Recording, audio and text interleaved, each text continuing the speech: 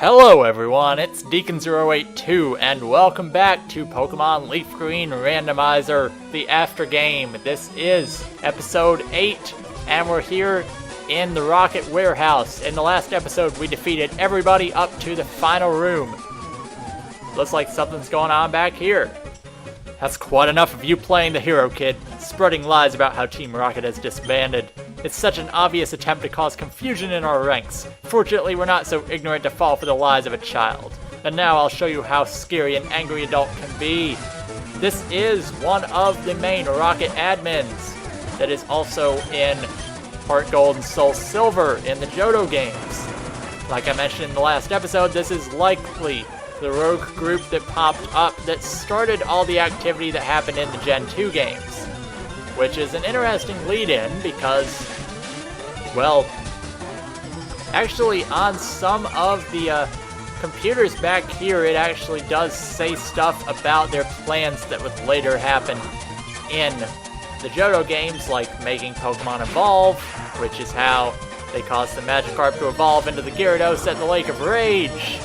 And this is just unfortunate how we're getting destroyed by this Jolteon because we can't hit with Rock Slide.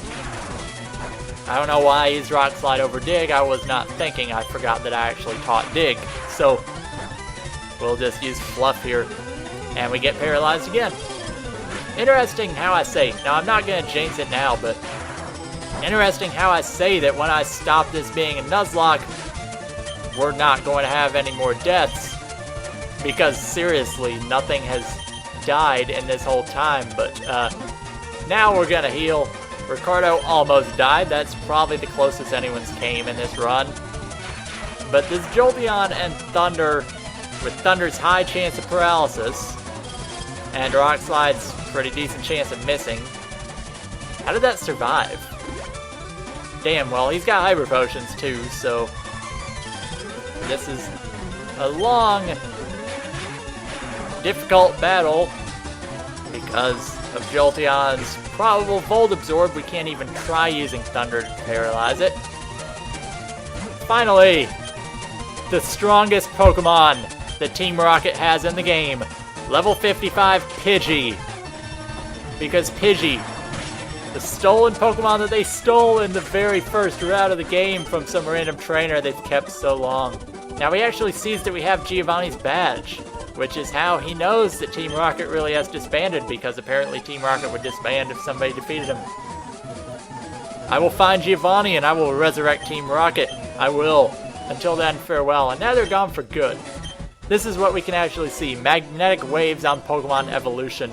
So they actually can make Pokemon evolve with magnetic waves, which are the radio waves that come from the radio.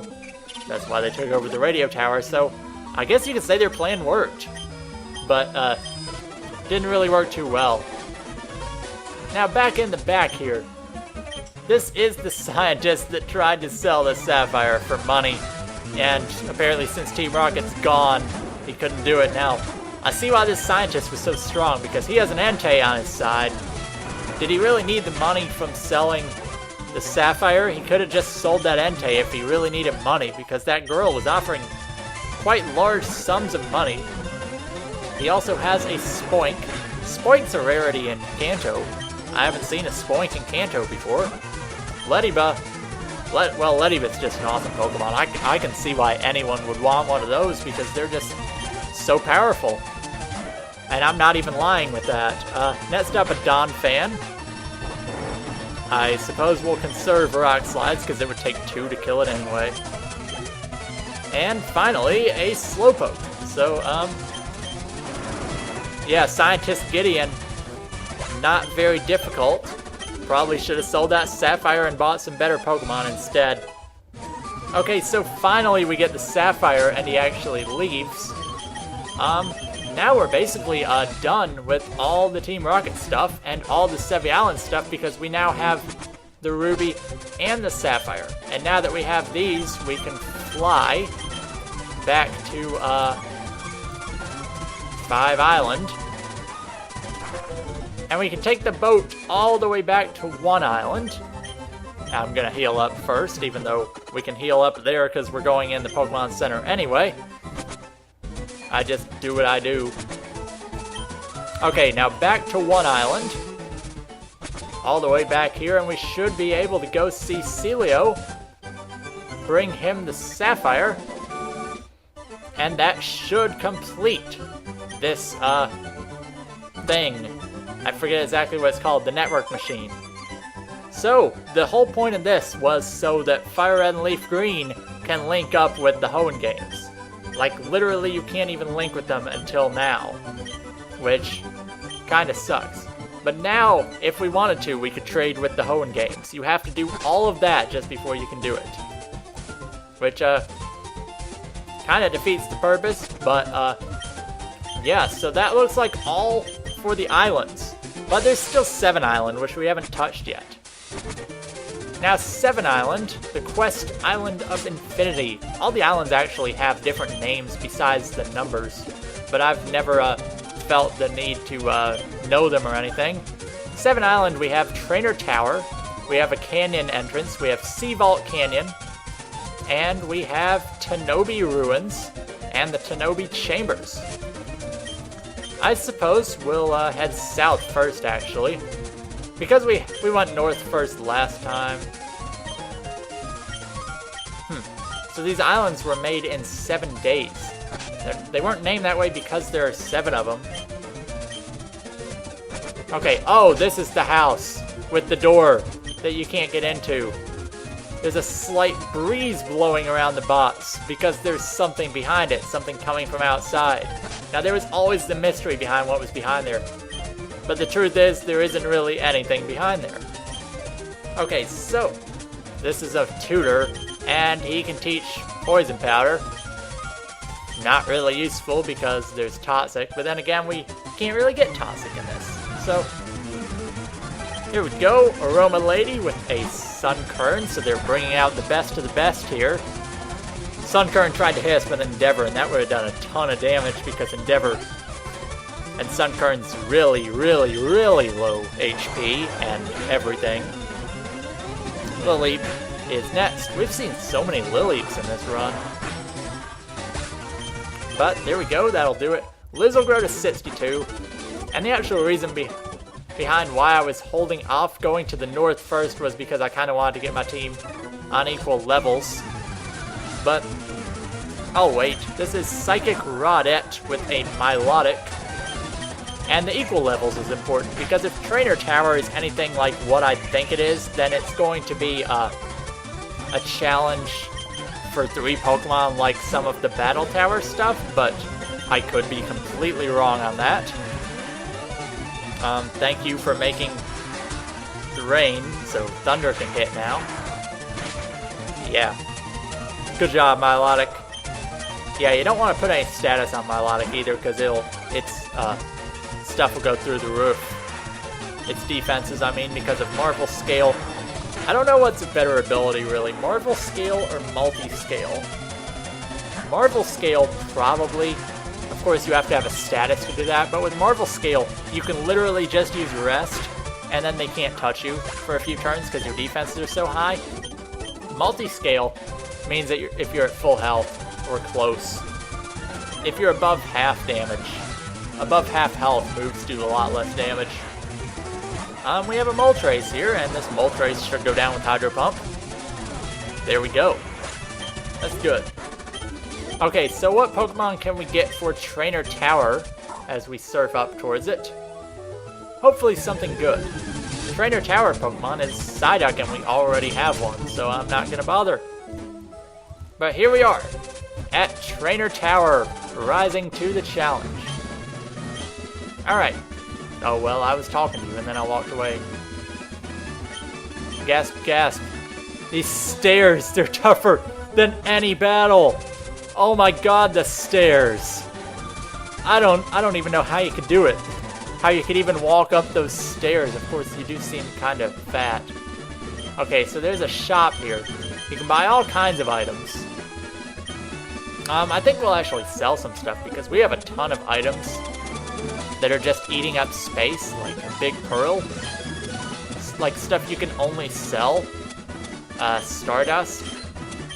star piece, a nugget, a tiny mushroom. We'll actually hold on to that because there aren't very many of them. But that's all. Pokemon Center, I don't think we lost any health really, but we'll heal anyway.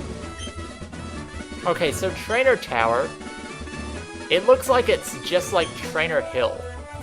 So, hello, welcome to Trainer Tower. Trainers are awaiting your challenge up to the 8th floor. Let's check out the info. There's an event called Time Attack. Will be timed on how quickly we can get from the reception counter to the owner on the roof. It seems like it's exactly like Trainer Hill. So I say let's go for it. Now, what's the difference? I don't know what knockout is, but we're going. We're going for knockout. How fast can we do this? Well, not very fast. Oh, I did not see that because these guys have these awesome things. And yes, they will stay on level with your highest, which is why you really want to have your whole team be good on level. But we do only have 3 compared to how many Pokemon these guys could possibly have. Looks like they'll all have 1. And right now they don't seem very threatening with a Magby and Togepi. But then again, they are randomized, so Trainer Hill, not an easy place in the first place. But now it's even harder, except not, because it could be really easy now. If they all have Magby and Togepi, I think we can probably handle it. But they're gonna all 3 challenge us here. This guy has a Smoochum. Maybe Trainer Tower Pokemon are not randomized, and they're all, like, really weak things like this. So I'm not sure how it actually works, because in the Battle Tower, when you just start out, everything's really weak. So, can we hit with the Hydro Pump? Well, Perish Song's gonna get to us, so the easy way to deal with Perish Song when the opponent only has 1 Pokemon is just switch out. There we go, it doesn't get much easier than that. Goodbye, Smoochum. We also get no experience in here, so it doesn't matter. We're poisoned, so we'll heal that up with an antidote. And now we'll switch, we'll go for Fluff. There's supposedly 8 floors in this place, and they all seem to have 3 trainers. This might be the knockout part, where we actually have to fight 3 of them instead of just the 1. I don't know. Maybe I'll make a run through of each style of Trainer Hill or Trainer Tower at some point in this run, just to see exactly what is up with the challenges. Trainer Hill I never really did in Emerald, just because it seemed kind of pointless. Knockout seems to be harder than doubles because you have to do a 1-on-3 situation pretty much, but I mean, last floor they were all using low levels. Here they're using a pretty strong Pokemon and all fire types. Oh gosh, Flail. Yeah, the one thing Flareon's actually good for is its really high attack stat. So Flail on that low health will do a lot. Yeah, who would have thought Flareon would actually be useful?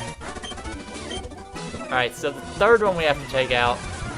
And you can heal in between stuff, unlike Trainer Hill. So it's not exact, unlike Battle Tower. I mean, I don't even know what I'm saying, really.